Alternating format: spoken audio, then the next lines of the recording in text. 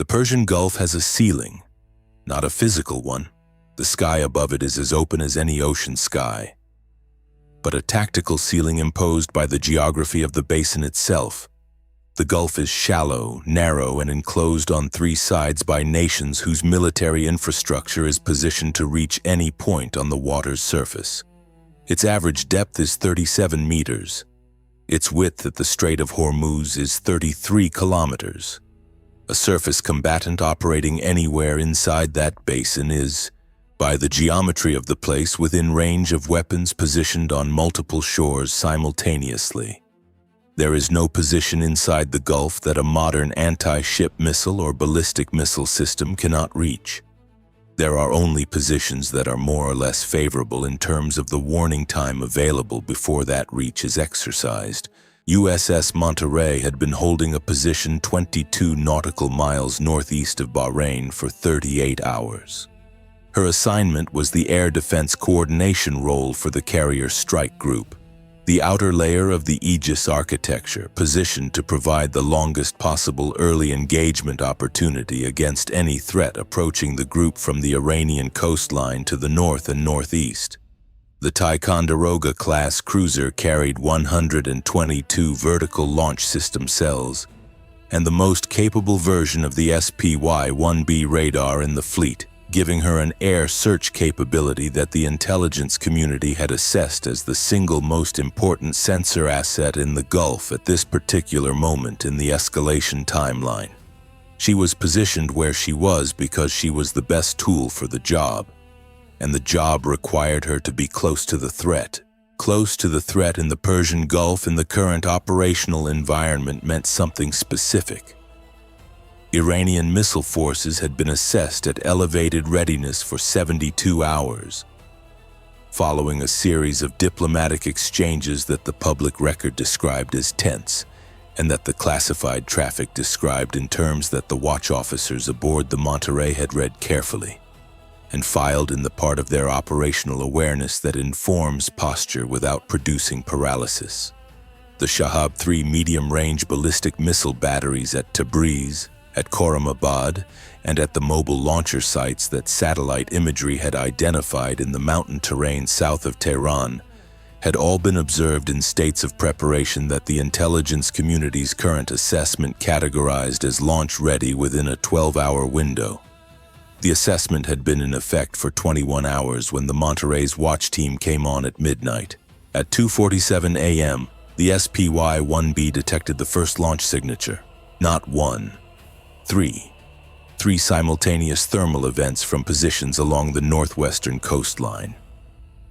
Not the fixed sites at Tabriz or Khorramabad, but positions consistent with the mobile launcher profiles that had been a persistent gap in the targeting picture. The launches were sequenced within 6 seconds of each other, producing a pattern on the radar scope that the tactical action officer identified without needing to consult the threat library. He had seen this pattern in simulation. He had seen it in the intelligence briefings. He was looking at a coordinated salvo from a dispersed mobile force, designed to create simultaneous intercept demands that a single defending ship would struggle to prioritize. 3 Shahab-3 missiles. 1 ship. 26 seconds from detection to first intercept launch. The engagement sequencing software produced its priority assignments in 1.8 seconds. The TAO reviewed the solution and approved it before the software had finished rendering the display. 2 SM-3 Block YAs committed to the highest threat track. The missile with the steepest angle and the shortest time of flight to the carrier group's position. 1 SM-3 committed to the second track. The third track's intercept sequence was assigned to the SM-2 battery, because the trajectory geometry placed it in the SM-2's engagement envelope at terminal phase, and the SM-3 magazine could not be depleted against 3 simultaneous tracks without leaving the engagement architecture for any subsequent salvo without upper-tier coverage. The first SM-3 launch lit the deck of the Persian Gulf at 2:47:26 a.m. The second followed 4 seconds later. The third at 2:47:33 a.m. 3 VLS cells committed their weapons in a 7-second window, and the ship steadied on her engagement posture, the deck vibrating with the residual energy of 3 rocket motor ignitions, the CIC crew watching 3 intercept tracks climb on their displays toward 3 descending threat tracks in a geometry that was, for a few seconds, purely mathematical. The first intercept was clean. The SPY-1B confirmed it at 2:48:14 a.m. Kinetic impact in the upper atmosphere. Debris field dispersing on a ballistic arc that would deposit fragments harmlessly in open water. The second intercept was clean 12 seconds later. The tracking data was unambiguous. 2 of the 3 missiles had been addressed at altitude, at ranges that kept the debris fields well above the Gulf's surface. The third missile, the one assigned to the SM-2 terminal engagement, had done something that the launch trajectory had not predicted. Its warhead section separated from the bus in the mid-course phase, slightly earlier than the standard Shahab-3 separation profile. The separation produced 2 radar tracks where there had been 1, the bus on a slightly higher trajectory, the warhead section on a slightly depressed one, and the fire control system's track correlation algorithm spent 3.2 seconds resolving which return was the warhead and which was the debris. 3.2 seconds at the terminal phase of a ballistic missile's flight is not an abstraction. It is a specific quantity of meters closed toward the hull. The SM-2 engaged the correct track. It fired at 2:48:41 a.m. The intercept occurred at 2:48:58 a.m. at an altitude of 4,000 meters, low enough that the debris from the intercept detonation was still on a trajectory that could reach the ship. The warhead section of the Shahab-3, structurally disrupted by the SM-2 fragmentation but not fully neutralized, continued downward in a tumbling descent that the CIWS tracked from 4 kilometers out.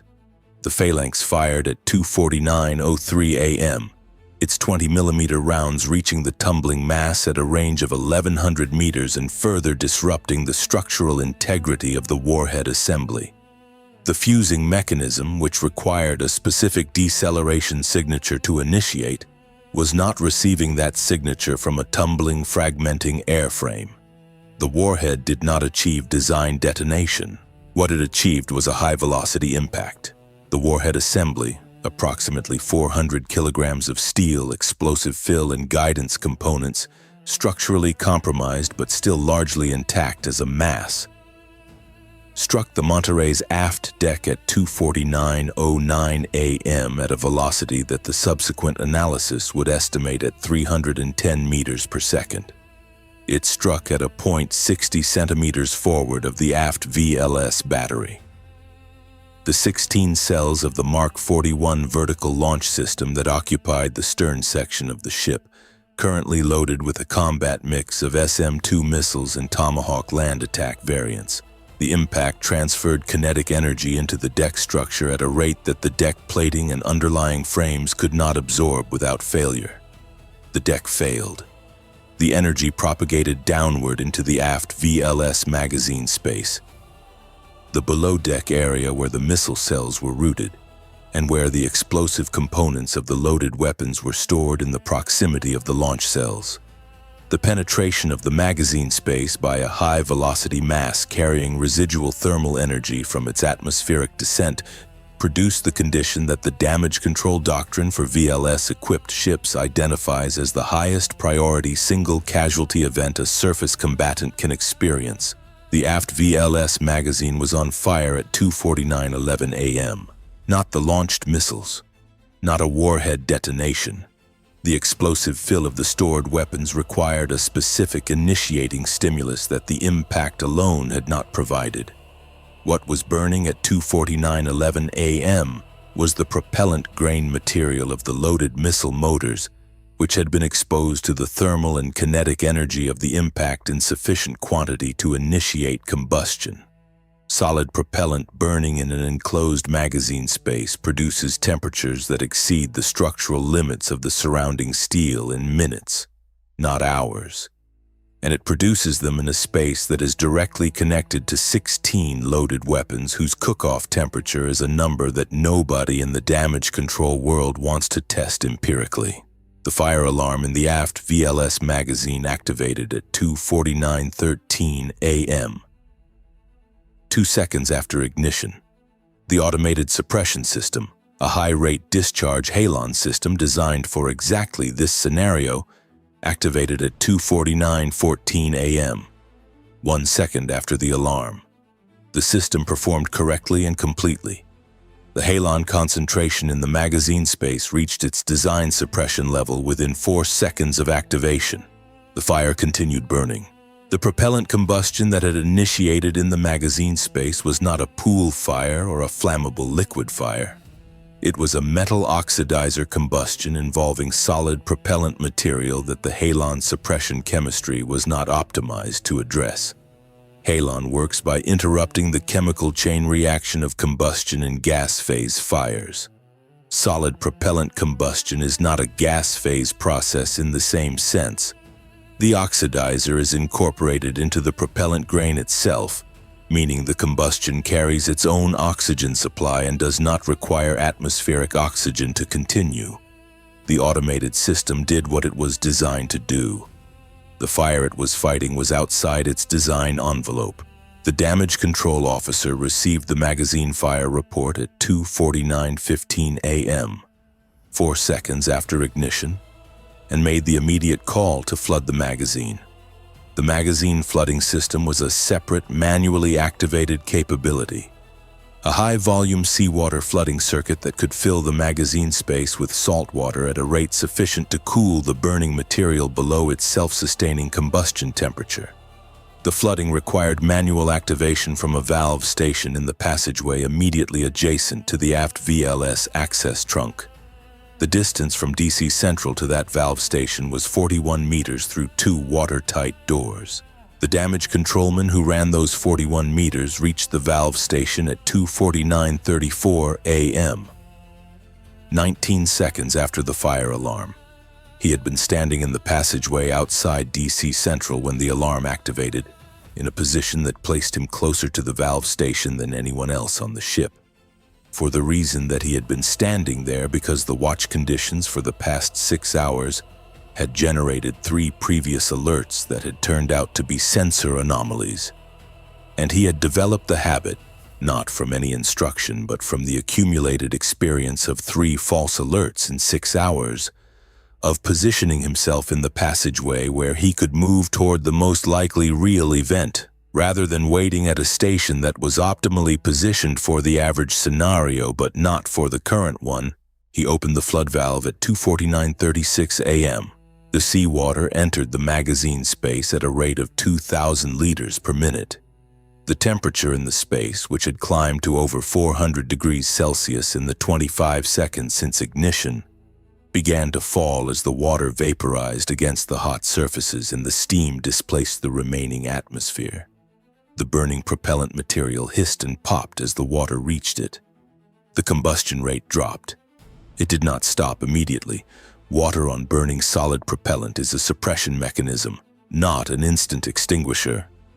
But the temperature curve reversed its direction at 2:49:52 a.m., 16 seconds after the flooding began, and it continued falling for the next 4 minutes while the magazine space filled with water and steam and the thermal mass of the burning material was progressively cooled below the self-sustaining threshold. The aft VLS magazine fire was declared under control at 2:54:03 a.m., 4 minutes and 52 seconds after ignition. The 16 cells of the aft VLS battery were flooded, inoperable, and would remain so for the duration of the deployment. The missiles loaded in those cells, their propellant grains burned, their electronics components water damaged, their structural integrity unverified, were dead weight. The Monterey had lost 16 VLS cells and the weapons in them. She had not lost the ship, but the night was not over. At 2:52 a.m., while the magazine flooding was still in progress and the damage control effort was fully committed to the aft casualty, the electronic warfare system registered a new emission category bearing northeast. Not ballistic, not the acquisition radar of a fixed battery. a surface search radar in active mode, at a range consistent with a small vessel operating with no running lights at a distance of approximately 11 kilometers, on a bearing that placed it between the Monterey and the Iranian coastline. The emission pattern was consistent with a fast attack craft, the IRGCN Paykop class, a small, fast vessel designed for coastal operations and equipped with the C-704 anti-ship missile in its standard armament configuration. One vessel, possibly two. The radar's bearing resolution at that range could not definitively separate contacts that were operating within 200 meters of each other. The TAO had a ship with a fully committed damage control team, 16 VLS cells offline, and a fire that was controlled but not extinguished, managing a new surface threat simultaneously. He had forward VLS cells available. The bow VLS battery had not been affected by the aft impact. And he had the 5-inch gun. He had the phalanx system on the bow. He had the helicopter. The MH-60R had been secured to the flight deck since General Quarters was called. The flight deck aft was the site of the magazine casualty, but the helicopter launch spot was forward of the damage zone, and the air boss assessed it as accessible. The helicopter crew had been in their aircraft since the missile launch detection. Launch was authorized at 2:53 a.m. The MH-60R was airborne at 2:55 a.m., 11 minutes and 9 seconds after the 3 Shahab 3 launches had opened the engagement. The helicopter reached the surface contact bearing at 3:02 a.m. 2 fast attack craft running without lights at 11 kilometers from the Monterey. The crew could see them on the infrared sensor. 2 hot engine signatures cutting through the dark water at speeds consistent with an attack approach. They were not approaching. They were holding position, maintaining their distance, which had a logic to it that the helicopter crew transmitted to the CIC in their contact report. 2 fast attack craft holding at 11 kilometers while a cruiser manages a magazine fire is not a patrol. It is a surveillance posture. They were watching. They were reporting. And whatever they were reporting to, the information was being used. The second salvo was detected at 3:04 a.m. Not Shahab 3 this time. The launch signatures were lower, faster, and from a different bearing. Positions along the coastline south of Bandar Abbas, consistent with the Fateh 110 short-range ballistic missile batteries that the intelligence picture had assessed as a secondary asset in the Iranian strike package. 4 launches. Tighter spacing than the first salvo. The time between the first and fourth launch was 4 seconds, compared to the 6-second spread of the original 3 missiles. The pattern was designed for a faster response requirement. Someone on the Iranian side had seen the first salvo degrade a significant portion of the Monterey's defensive capacity and had committed the secondary package before the ship could reconstitute. The TAO had 63 loaded VLS cells remaining. He committed 8 SM-2 extended-range missiles to the 4 Fateh 110 tracks, 2 per track, accepting the lower per-shot probability of kill of the SM-2 against a ballistic target in exchange for the volume of fire that his remaining magazine depth allowed. The forward VLS battery began its launch sequence at 3:04:14 a.m., 8 launches over 22 seconds, the ship shuddering with each ignition in the rhythm that the deck gang described in the particular language of sailors as the ship doing its job. The Fateh 110 is a shorter-range weapon than the Shahab 3 and its terminal phase is less sophisticated. The SM-2 extended ranges ballistic defense mode, a capability that had been software updated twice in the preceding 18 months, produced intercept results that the fire control team tracked with the focused attention of people managing a magazine that was now at 43% of its original load. 3 of the 4 Fateh 110s were intercepted cleanly. The 4th was engaged by the CIWS at terminal range and its warhead was disrupted by the fragmentation pattern at 800 meters altitude. The debris field from the disrupted 4th missile impacted the water in a dispersed pattern that produced no hull damage. At 3:07 a.m., the 2 fast attack craft turned north toward the Iranian coastline. The helicopter crew tracked them until they entered the coastal territorial waters and reported their departure to the CIC. The reason for their departure was assessed the same way their presence had been assessed. They were an intelligence collection asset, not a strike asset, and once the second salvo had been committed and the result transmitted, their mission was complete. The Monterey held her position. The aft magazine space was fully flooded by 3:08 a.m. The temperature sensors in the space read below the critical threshold across all monitoring points. The flooding detail conducted a visual assessment through the access trunk and reported that the propellant combustion had been fully arrested. The aft VLS cells were confirmed inoperable. The flooding had saved the magazine from a catastrophic cook-off event at the cost of the weapons themselves. The trade was the right trade. The damage control doctrine, which had been written by people who had thought carefully about exactly this scenario, had arrived at the same conclusion.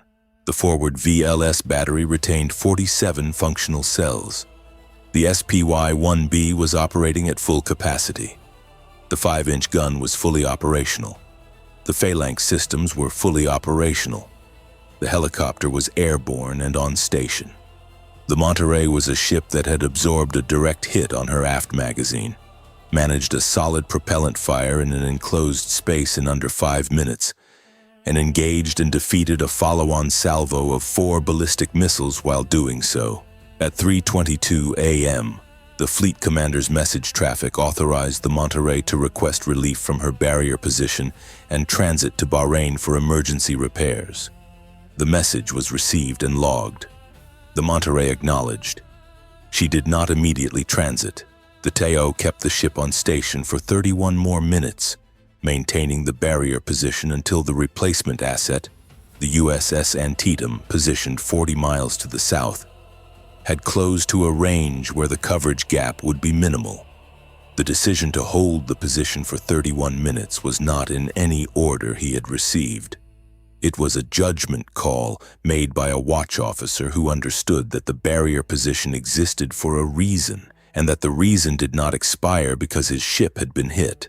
The Antietam arrived on station at 3:53 a.m. The Monterey turned south at 3:53 and 14 seconds a.m. Here are the numbers when the barrier is handed off and the ship turns for home. 3 Shahab 3 ballistic missiles in the opening salvo. 4 Fateh 110 short-range missiles in the follow-on salvo. 19 seconds from fire alarm to magazine flood valve opening. 2 minutes 52 seconds from fire ignition to fire under control. 16 VLS cells flooded and inoperable. 47 VLS cells retained and functional. 2 Iranian fast attack craft on intelligence collection station throughout the engagement. 1 damage controlman who positioned himself in a passageway based on 3 prior false alerts and cut the flood valve response time by 11 seconds. 31 minutes the Monterey held the barrier position after being authorized to withdraw. 0 fatal outcomes among the crew. The Iranian strike planners had built the engagement around a simple and sound principle. The first salvo degrades the defensive capacity. The second salvo exploits the degradation. The principle worked in the first phase. The warhead impact destroyed 16 cells and initiated a magazine fire that fully committed the ship's damage control resources. The second salvo arrived while those resources were engaged. The principle was correct. What the principle did not account for was a damage controlman who had been standing in a specific passageway for a specific reason and who opened a flood valve 19 seconds after the fire began instead of the 30 seconds the standard response time assumed. 11 seconds. The margin between a controlled magazine fire and a cook-off event that would have removed the Monterey from the battle space permanently is a number that exists somewhere in the engineering calculations that the ship's designers ran when they specified the magazine flooding system's flow rate. It is a number that was closed on this night by a sailor who had learned from 3 false alerts where to stand. The Gulf holds every ship that has crossed it. It holds them without judgment, without record, without acknowledgement. The crew of the Monterey will not find their names in the water when they return. they will find only the Gulf, shallow, narrow, enclosed, and exactly as indifferent as it has always been. They held the barrier anyway.